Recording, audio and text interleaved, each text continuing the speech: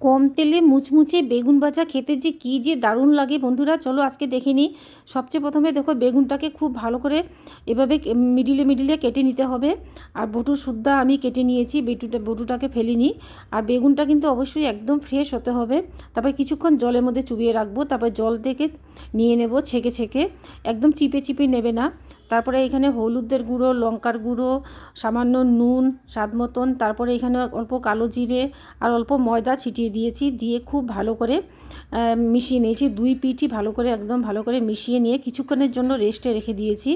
তারপরে এখানে দেখো একদম সামান্য তেলের মধ্যে, ফ্রাই প্যানের মধ্যে আমি সব বেগুন ভাজাগুলো একদম ঢেকে ভেজে নেব। এপিঠ ওপিঠ করে ভেজে নেব। দেখো কি সুন্দর হয়েছে, দেখতে যেমন সুন্দর হয়েছে খেতেও কিন্তু খুবই টেস্টি হয়েছে বন্ধুরা।